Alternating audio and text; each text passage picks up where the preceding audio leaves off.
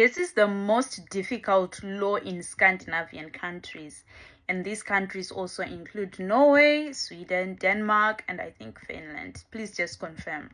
So basically what this law means is that you are not supposed to appear as if you are better than us. So meaning that if you are a high achiever, you've done good things, you've done well by yourself, you're not supposed to talk about it.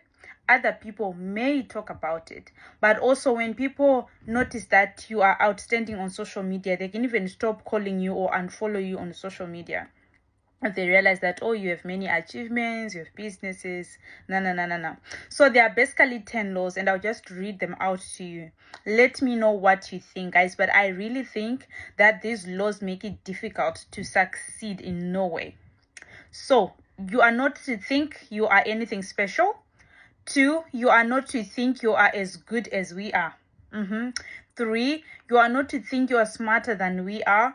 And you are not to convince yourself that you are better. Like, you are not even allowed to convince yourself that I'm probably better than this next person. No, you can't do that here.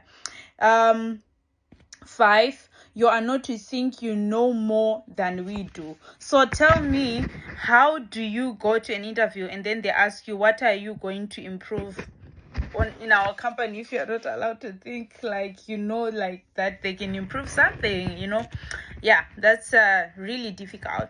6, you are not to think you are more important than we are. 7, you are not to think you are good at anything. 8, you are not to laugh at us. 9, you are not to think anyone cares about you. This is crazy. 10, you are not to think you can teach us anything. I think number 10 has been the most difficult for me when I started school here, because then we have to join study groups, and I'm telling you, my first year I failed dismally, because in my study groups I was like mostly with, and they wouldn't accept contributions. They'll be like, no, where did you get those answers? Why do you think that is how we should present this case? They always argue about anything, and they will not even give you information like, okay, so what is the answer that we are going to go with? They just always have to be right. So the other downside of this Janteloven law is that it's in the face of being a foreigner, they apply to you, but they don't apply to Norwegians.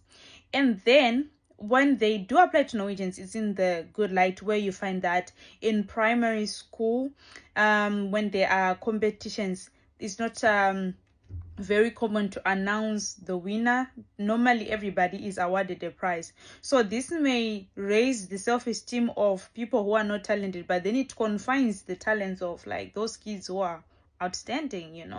So tell me what you think about Janteloven law. I'll explain more about it and respond to your comments in the next video.